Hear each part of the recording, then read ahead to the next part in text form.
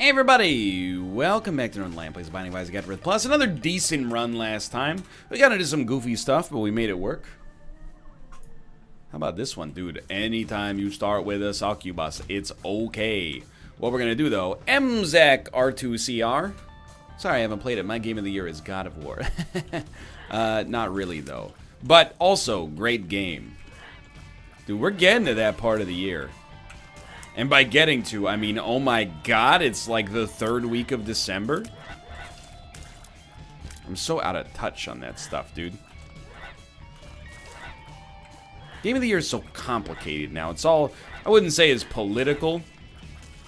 Hold on, my computer briefly had like a flash of something on the screen. Not like a screamer, more like a driver being like, I'm giving up the ghost. Nah, I mean, it should be fine. 55 gigabytes left? Yeah, sounds good to me. Anyway, probably just my hard drive breaking, no big deal. What do you got for me? Mom Swig. Okay, that's pretty good. Might want to get refitted, but that's alright. We're going to use Mr. Meeseeks, by the way. We just basically are waiting for a deal with the devil. Or, I guess, a key on the shop and then take a stab at it is also fine.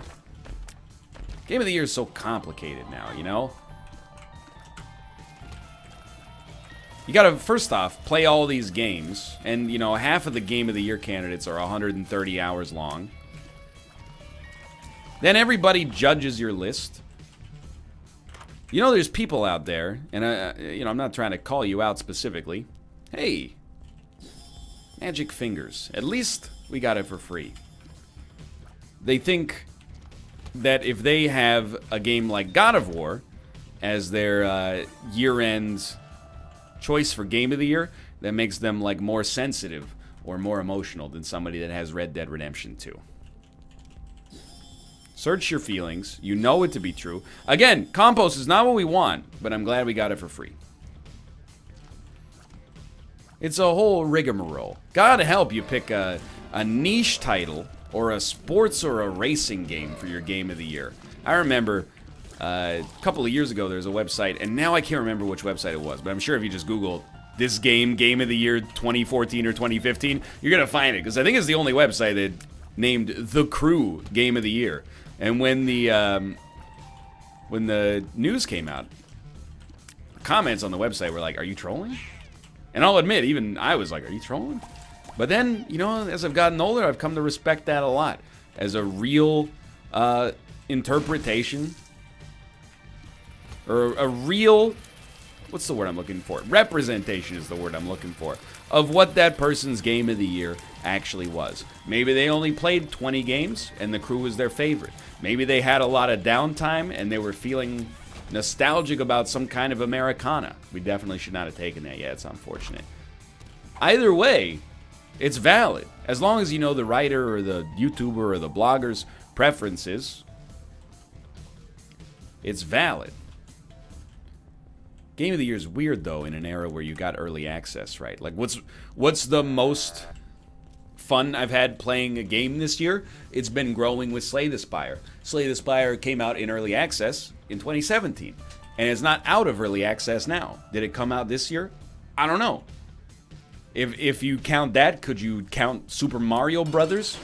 If, you know, if this is the first year you'd ever played Super Mario Brothers? The original? I don't know. See, and this is why I don't really want to get into this discussion, because, you know, I've talked about this before on the Isaac series in particular a lot, because it's on my mind now and then. But, you know, I think that to some extent the Game of the Year choices, I mean, maybe I'm just cynical about it, but to me it seems more about being right and then also arguing semantics. But anyway, I digress. Slay the Spire, Hitman 2, Smash Ultimate. Probably other options as well that I can't think of off the top of my head, because I'm also in the middle of playing this freaking game right now.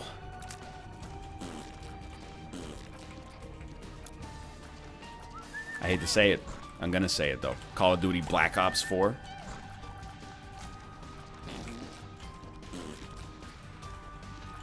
Pulling off an Orange Justice in Fortnite. Don't step on the creep. That's just indignant. Clash of Clans. I'm just memeing at this point. Rotten Meat, thank you. Okay, send me. Give me a rate of fire upgrade and I'm good to go. I'm interested, though, to hear what other people's game of the year is. It's just weird to me because I was watching, the Game Awards were like a week ago, which is probably, there's not much of a backlog. It was probably like a week and a half ago now. And on Twitter, I was surprised how many people were like, at least how many people in the content creator sphere, I thought seemed like they were actively rooting against Red Dead Redemption. And I guess it's just part of that, like, underdog mentality. You know, is the idea that, you know, God of War, despite being like a $100 million project, is also like somehow like we win one for the little guy, which is weird for me to be taking the opposite stance. By the way, key please, key, okay. Because I played God of War, but I have not played Red Dead Redemption 2. What did I want to win Game of the Year? I don't care. whatever the Academy of Arts and Sciences in aggregate thought was the best game of the year, sounds good to me. I'm still entitled to my own opinion. NHL 19! Anyway. I'm not trying to be negative, it's just on my mind, okay? Year-end lists in general. And I'm a hypocrite in a huge way. I love the end of the year, because I love to go to other websites and read the tweets of other YouTubers and be like, well, what's your favorite movie of this year? What's your favorite game of this year? And then if I don't disagree with them, you know, I'm not jumping into the mentions and going like, you're stupid. But in my head, I'm like, this guy's wrong. Dude, we're going to stick with Mr. Meeseeks, which is really good. Sticky bombs. It's not really what we wanted, but that's okay. We got another Curse of the Blind. 2 Curse of the Blind in a row. You know, is the kind of indignity that will not stand. The jar. It's all active items as far as the eye can see. Oh, well. Was there a Tinted Rock back here? I love lists. It's in the end, I'm embarrassed. There was a time where lists were everything that was wrong with the internet. You couldn't shake a stick without getting a cracked article. The top 5 dumbest corporate blunders you've never heard of, you know? Clickbait is just way worse now. So, like, it makes stuff like that seem downright quaint. Let's blow this up. Now it's like, if you don't watch this video, you'll die! Top 5 tips for living forever. I saw one the other day. It said, Jeff Bezos and hospice patients share the one thing they think you should know before you die. I was like, okay, hospice patients, I get it. Why Jeff Bezos? He's not dying. I mean, we're all dying, but beyond that, he's not dying any faster than anybody else, I think, to the best of my knowledge, unless, you know, realnewsdaily.com has got some inside intel that I don't. You know why? Because he's rich. People know him. So, you know, people be like, oh, Jeff Bezos. He's successful. He's probably got some good meditations on death. I don't know. Maybe he does.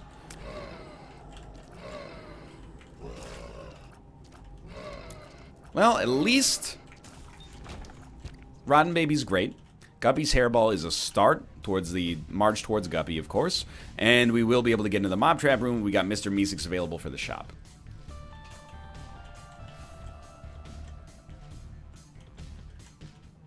We can do it. Thank God.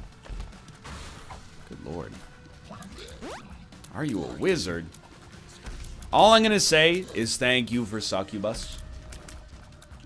Succubus and Rotten Baby are the kind of passive damage that makes me look at a run with 3.2 damage and 15 rate of fire and not just immediately turn into a Pillar Assault. Well, if you stand in one very specific part of the frame, you can get the 4.8 damage. So what are you complaining about?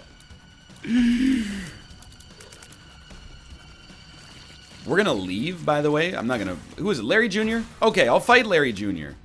just to see if we get a reward. The thing is, Larry Jr. gets bodied by Succubus.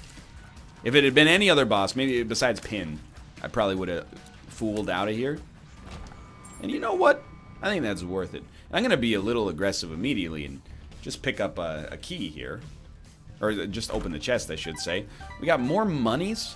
Not really worth too much. That's, I mean, apart from the fiduciary sense, of course. Regardless, I like the end of the year. In many ways, it's the most wonderful time of the year. I'm stoked. I think I mentioned it, but it's getting closer and closer now. The ladder. Incredible. My family's coming to visit, and for anyone who's familiar with international hockey, the under-20 World Junior Championships are in Vancouver and Victoria this year. We got a couple of tickets to see every game that we're going to rotate between us. Starts on the 23rd, I think. It's like 2 weeks away, less than 2 weeks away. It's really cool. Now, thankfully, Canada is in our group. So we got all these Canadian games that if you went to StubHub, you know, they cost you like $100 each to see bare minimum. But then we got another issue here, which is that, I mean, the tournament's only like 10 days long, so it's not like a major disruption or anything like that. But there's like 20 games of hockey. There's a lot of days where there's a game at 1 p.m. and then like a game at 4. Or a game at 1 p.m. and a game at 5. And I'm like, dude, I don't know what I'm going to do. Really, I love watching live hockey, and in a tournament atmosphere, it's even better because you get to follow all the storylines. You actually know what you're talking about from all the teams and stuff like that. But like, I'm not going to see 25 games of hockey in the space of a freaking, 10-day period. That's like 5 hours of hockey a day. I still got a job to do. And I like spend time with my family, so I don't know what we're gonna do with every Canada game will be spoken for, no question. I just, at some point, I'm gonna be like, I don't know what we're gonna do with Denmark versus Switzerland. No offense to the Danes or the Swiss. It's like if you had a ticket to see every game in the World Cup and Canada made it. You're a fan of Brazil. Or you're gonna go to the Canada-Brazil game, mostly to mock my country. I know, I understand. Just be careful, okay? Pyeongchang Olympics 2018. Canada versus Germany semifinals. Winner goes to the gold medal match. Didn't work out the way we thought. No hard feelings. Again, to my German fans, congratulations. It's a great international sports story.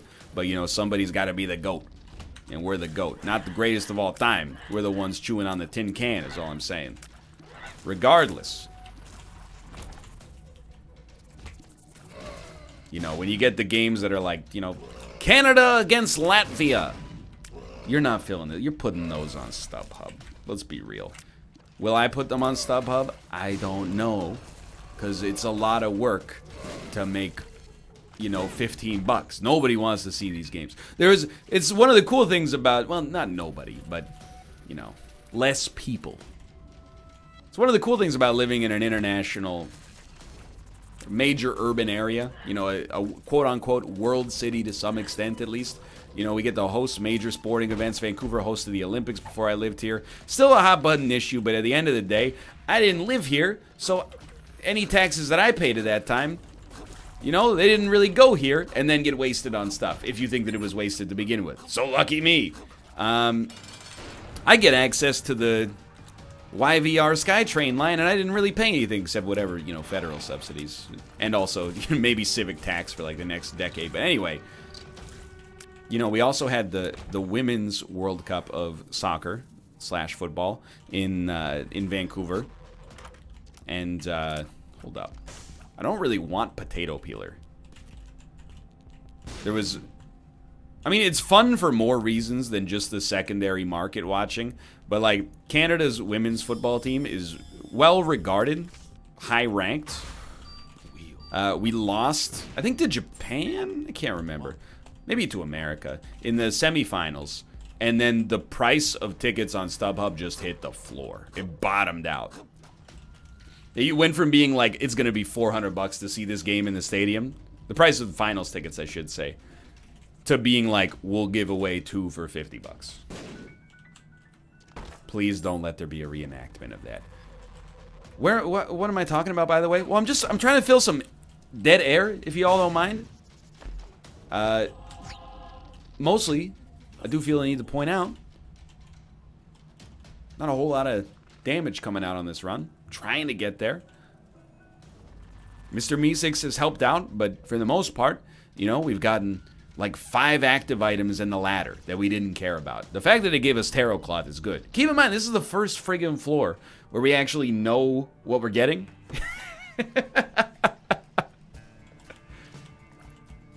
Prior to this, everything was sight unseen. So we can start to maybe actively build something. Please God, though, we need some DPS. Anyway, so I'm stoked for that, is what I'm trying to say. Maybe I can add it to the increasingly large, but hopefully not growing, list of very disappointing sporting events I've seen live. Like watching my heavily favored national hockey team lose to Germany in the semifinals of the Olympics live. Still, you know, once in a lifetime moment. Kind of wish it ended a different way. Not that I'm still salty about it, you know. You know, you felt bad about it for like a minute. And then I was like, this is a sport. And then I got over it. And I was still like, man, that sucks for us. But dude, think about how cool they feel. Also, in the end, it's just a bunch of overgrown meatheads smacking around a little rubberized puck. That being said, if we win this year, you'll never hear the end of it until Boxing Day 2019. It's a great tournament, too, because I'm pretty sure that only Canadians care about it. And if you've never had an international sporting event where only your country cares about it, I urge you to give it a try. Because when you win, you get to celebrate it with your country, and when you lose, you're like, crap. And then you remember there's like 9 people in Sweden that watch this. Like you build up this storyline in your head like it's gladiatorial combat. And then at the end of the day, you're like, it's just me and Jens. So you know what, Jens? If you end up taking it, enjoy. And same to you, Grigory. And you as well, Oscar. But I'm telling you, if Dave beats us, I'm going to be cheesed. We can lose to anybody, just don't lose to Dave. HP. HP, I love you. HP, I need you. I can't see how much I have of you. HP. This is a song I'm making up on the fly, and it shows. Dude, I'm sticking with Mr. Meeseeks. Me and Mr. Meeseeks, we got a thing going on. I sang enough that my cat is leaving. Ruka. Oh no, he's just rotating. You know how cats is and all that. This room not having a tinted rock is a slap in the face, which is why I'm glad that upon further review it has a tinted rock. This is a rare run, and let me explain how rare it is. DPS, bad. Damage, bad. HP, not enough. Future potential, no idea. Overall quality, pretty winnable. We have very little working for us, and yet somehow, just barely, like the sum of its parts come together to make something greater. I'll tell you what it is. It's Succubus and Rotten Baby. It's still them. It's always been them. And a lot of the HP we're taking is, you know, via my own idiocy. But a lot of the damage we're taking, I should say. A lot of the damage we're taking is because I can't kill enemies quickly unless Succubus flies right at them.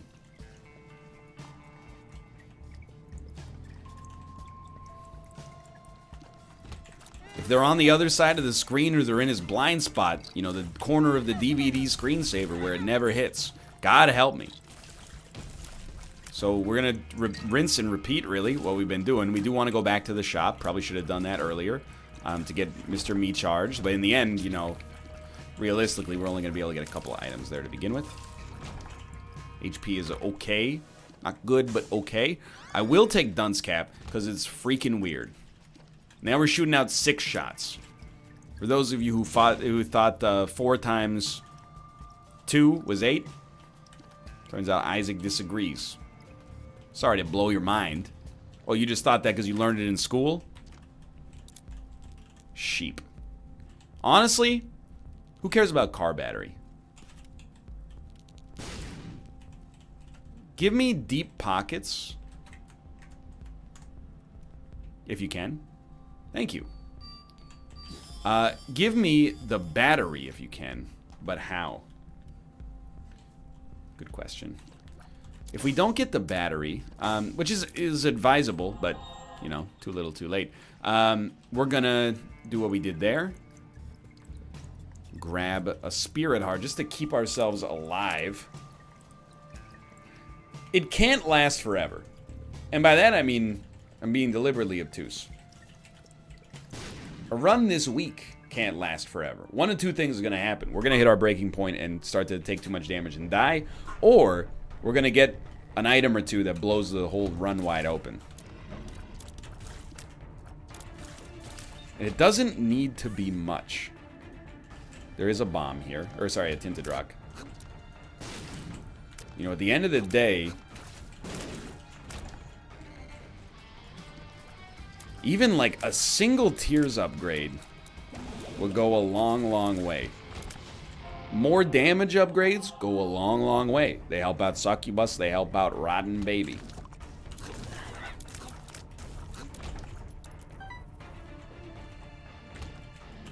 We have 1/3 of the Guppy Conundrum.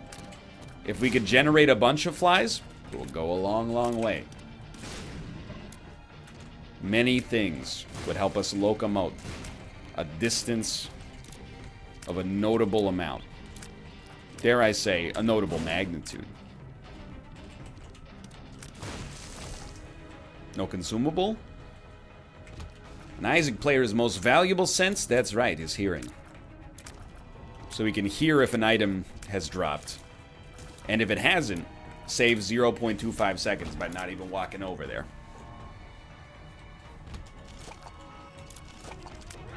You'll have to forgive me. I'm trying to come up with stuff to talk about. Flow's a little easier when you don't have to focus as much on the run. But, you know, we're hitting minute 20 of the run being a little screwed up. I'm not upset. You know, again, Succubus, Rotten Baby, done a lot of good work for us so far. Were it not for them, life would be a bit more of a struggle. You can use Mr. Meeseeks for more damage. Like, for consistent and, not perpetual, but incremental damage against, like, a boss, for example. It's not the way I'd prefer to use the item if possible. This is a great example, by the way, of a room that is absolutely, completely fine if you have slightly more damage than we do. Since we don't have that much more damage, it was a little bit of a nightmare. Free secret room, though. So you know what else would actually help us out a ton? And I noticed it on that room in particular. Piercing shots. You know what else? This is going to sound a little ridiculous at this point. I'm taking this, even though it makes our speed worse, I'm thinking any damage can't be frowned upon. Even if it's just a little bit of lightning. And the thunder.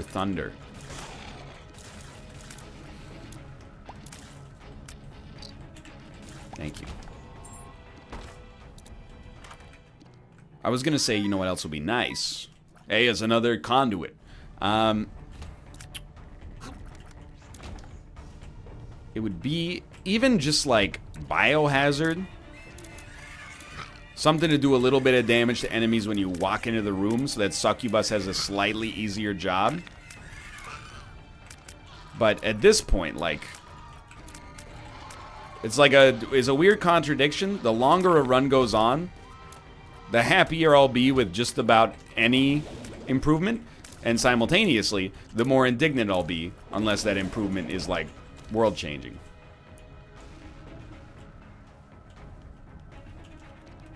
Still, can't turn up your nose at a run that ends up at least being pretty safe. Oh, Lord. Don't forget, you got Mr. Meeseeks. What's the point? Free shop items. What's the secondary point? Free deal with the devil items. And I think we got great value out of our lightning there.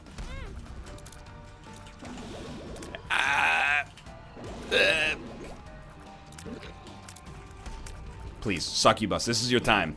Thank you for not jumping. We're in there. Easy fight. I beg you! This is me rage playing a doubled temperance. You know what? Give him a spirit heart. I have high hopes. You know what? You tried. One of you paid out. Life goes on. Where are we going? On this slow as it run. I do not know. The lyrics to Where Are You Going? It's by a Dave Matthews Band, though. Important to know in case the words ever leave Alex Trebek's lips. A death card. Well, certainly have to take it.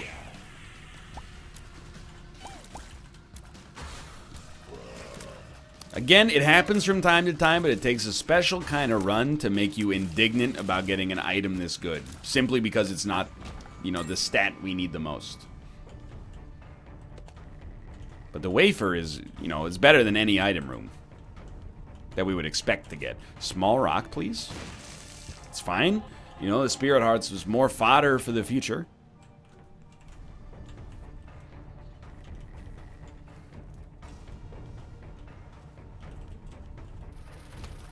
The shop. A champion belt. I beseech you. Chaos. You know? Give it a shot. That's fine. You tried. Tried to screw me over, that is. Okay, Locust of Death is more flies. I'm willing to give you my cash here. At least we're going to accomplish something on this run, even if it's donating 8 cents. Got a luck upgrade. Did we go to our item room? Yeah, we got a little Steven. Okay. If we had a... again, try not to be too bitter. I recognize once... is very unbecoming of a grown man. But when my mental state tilts in Isaac, I play worse. And over time, that erodes the foundation of my good play, and it leads to me making some mistakes that are unbecoming of somebody who's played so much of this game. Full stop. But it is remarkable, is all I'm saying. When you got 5 floors, and every single floor has had a meaningful curse. I'm just throwing that out there. Like, maybe, like, if you want to be nice to me, you give me, like, a floor where I could just play the game. I'm giving you one more. You know what? Fair enough. You got me. Straight up. No. Okay. Well, there is a silver lining to come from this. 2 silver linings. The wafer is amazing. Top tier item. A tier, if not S tier.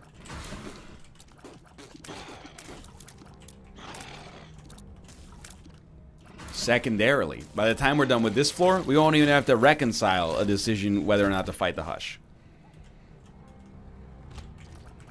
I stand by most of our decisions on this run, by the way.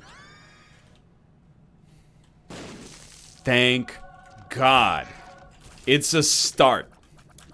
Again, the kind of item on the first floor you go, oh, let's go, I got small rock. On this floor, I'm like, after 1,000 miles in the desert, with nary a drop of water in sight, the condensation on the rim of my glasses started to glisten, and I knew I was saved, if only for a moment.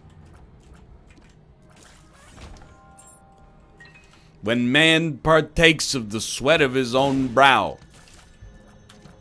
I don't know. Call me Hemingway. Oh, that's right. You can't because you're dead.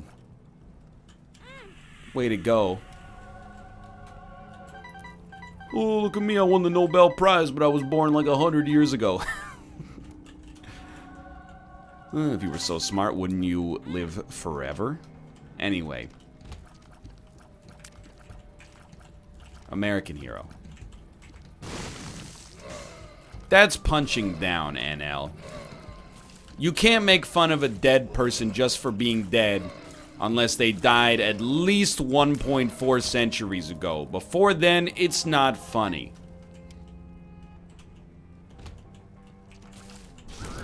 He still might have great-grandchildren watching these videos that reconcile that it's an obvious joke, but take it as being from their expense regardless.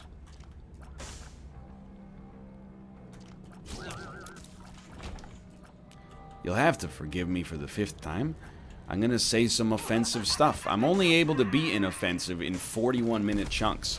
11 minutes from now, things are gonna pop off. I'll be telling you all sorts of controversial stuff about condiments, people who still buy white bread at the grocery store when whole wheat, rye, flaxseed. Like, when I was a kid, the grocery store had 2 types of breads.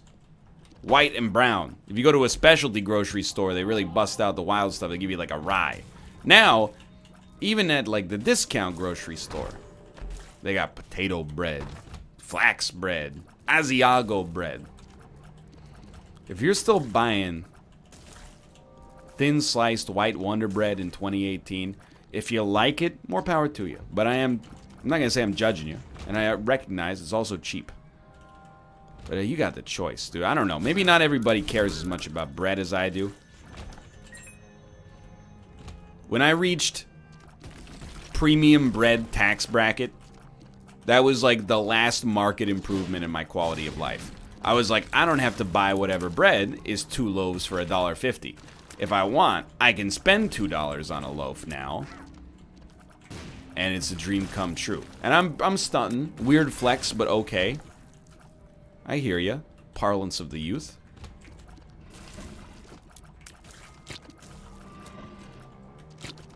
I've been eating a lot of bread lately. I know it's not good for you, but when well, it's not great for you. For sure.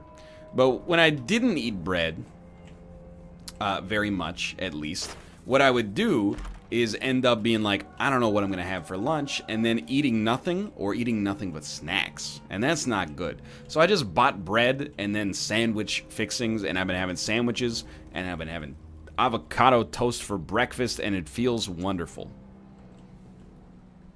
It's like a little gift to myself 4 times a day. I don't eat 4 sandwiches a day, that's madness. But you know, 2 slices of toast, 2 slices on the sandwich. Or making the sandwich, I guess. Probably still shouldn't be having 4 slices of bread a day, but you get the idea. I'm willing to give you all of my money. That's a perfect place for you to stop. Let's buy Dad's ring. Well, why would you buy a Dad's ring when you could buy a battery and have a chance to get it for free? Or a chance to lose it forever? Tough call. Black candle's good, just in time for us to probably never naturally see a curse ever again. Ooh, you got me.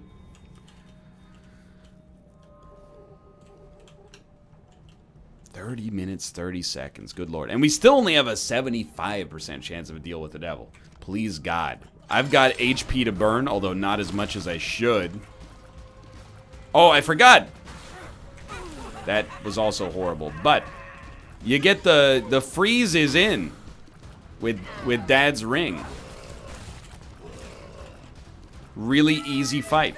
No deal with the devil.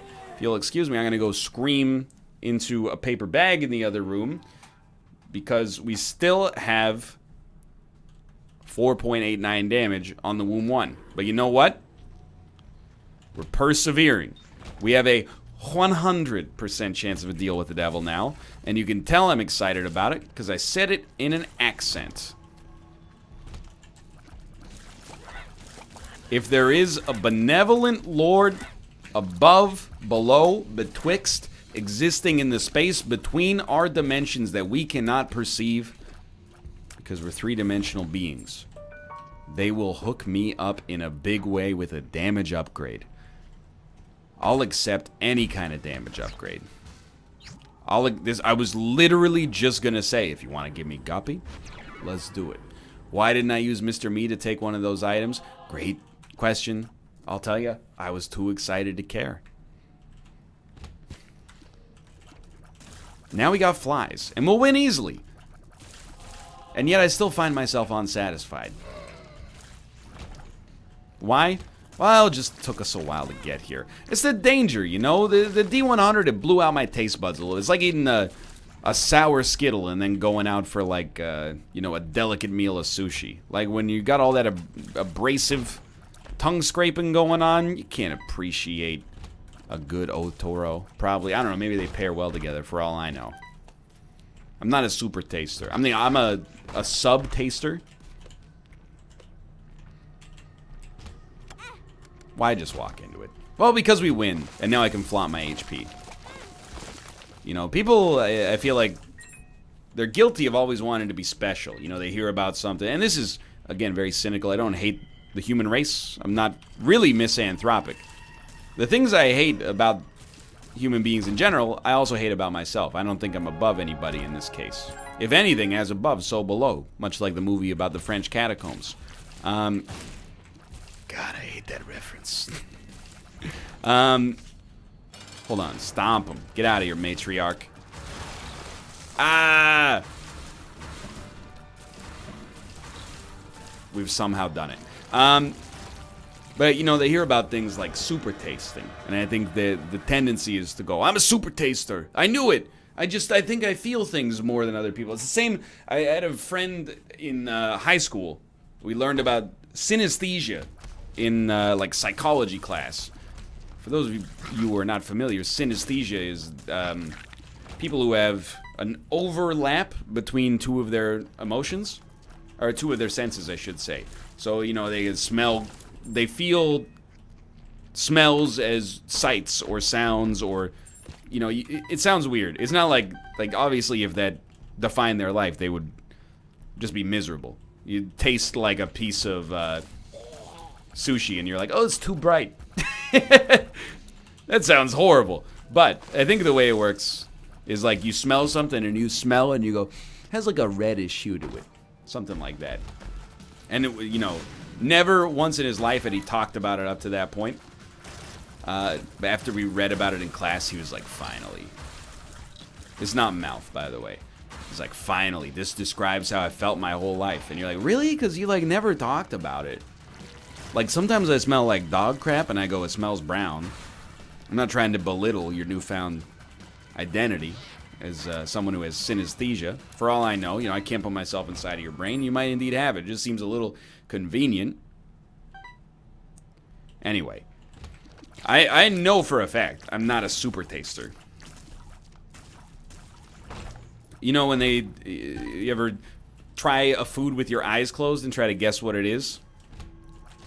You know, I can identify strong flavors, but after that, you know, if I'm eating like a cookie, Kate will sometimes be like, it's weird, I think there's a little turmeric in here. And I'm like, are you crazy? Turmeric? I just get like sugar and butter. And then we look at the ingredients, and sure as heck, there's some freaking turmeric in there. And you go, what kind of cookie is this? Is this a curried cookie? Anyway, that's just an example that I basically made up. But it's nice to know where you stand. I'm 100% not a super taster. And I think I know why. So every time I cook, I sample the food. Because you need to know when it's ready. Like, that's just, you gotta know.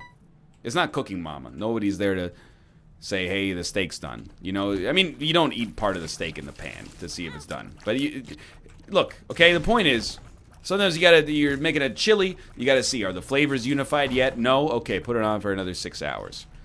And I blow on the spoon, I go, and then I bite in, and I go, oh, and it's too hot, and it just, like, because it's a hot liquid, it just, like, evaporates on the, you know, the top of your mouth, and it ruins it forever. Pizza is also really bad for it, of course. It's probably the most common example for most people, myself included. I always do it, every time. I was thinking about that the other day, so I think I've blown out my taste buds forever. It's just wax. It's wax and a callous tongue. I was thinking about that the other day. When you cook, or when you order a meal in a restaurant, let's contrast it with at home. You know, I'm cooking a meal, maybe it's part of the Blue Apron stuff that we got going on. You know, you gotta prioritize what part of it you're gonna eat, because, you know, if it's like a shrimp dish, you're not gonna eat one of the shrimp to see if it's ready. Because that's like, you're basically stealing out of the other person's mouth at that point. You know, how many shrimp do you get with a shrimp dish? There's a Curb Your Enthusiasm episode specifically about this exact premise. I don't know. Sometimes per person, it's like 5. It's pretty low. I wouldn't take 20% of your shrimp just to see if the food's done. Just wait till they turn pink. But, you know, you test the noodles to see if they're done. You test a little bit of the rice to see if it's done. You eat a little bit of the unified dish to see if the, you know, if the flavor of the sauce has permeated it. So I was thinking, like, in a restaurant, and by the way, we do want Book of the Dead now, but in a restaurant, how much of the food you ordered ends up being eaten by the chefs? Just to know if it's done. I'm not even suggesting malevolence. Moreover, as the chef, how much extra food do you accidentally eat per day? Or even as a cook, you know, I'm not trying to say as Anthony Bourdain or something like that, but even if you're like a line cook,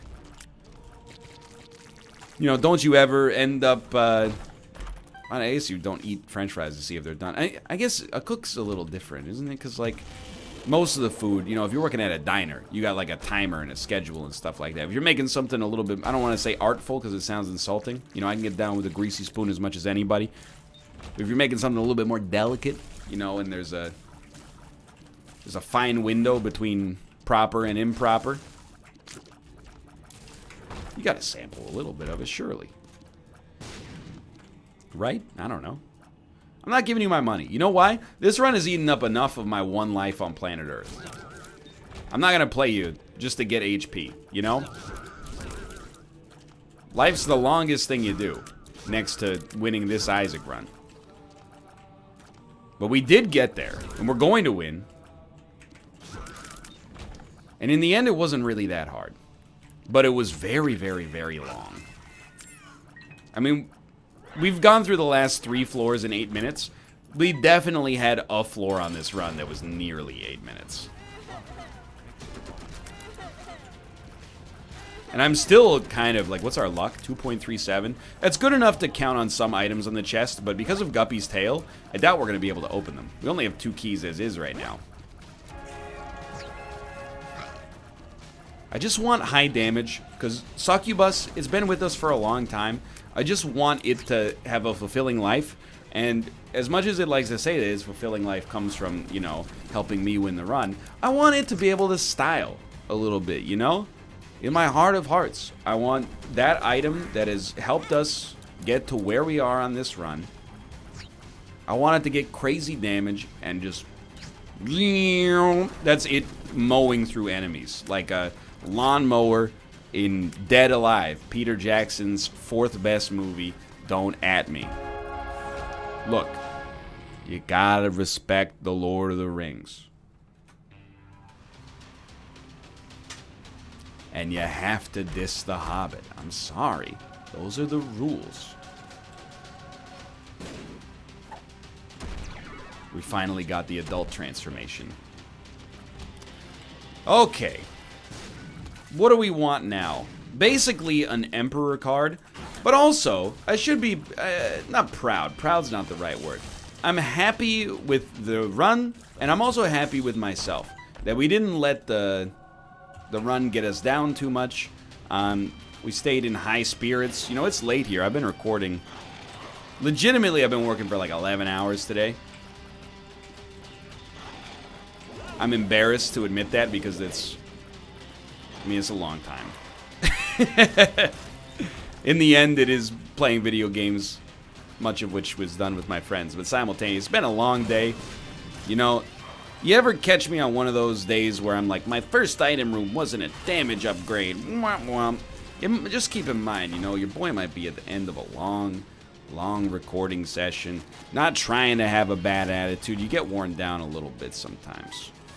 But today, I'm feeling good. I'm feeling fresh. I got a smile on my face, and, you know, I'm not going to say that that's the reason we won, but it couldn't have hurt. We had more fun getting there as a result. Well, I literally just noticed that we had Mr. Mega, and then that was the item we got from the boss, or from the room. That's okay. Really just trying to finish this one off, to be honest with you. And I don't think there's anything wrong with that, you know?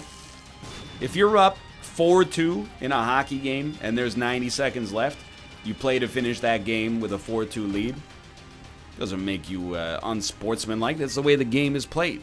We were talking about it on the show today as a reason that I like Super Smash Brothers as a...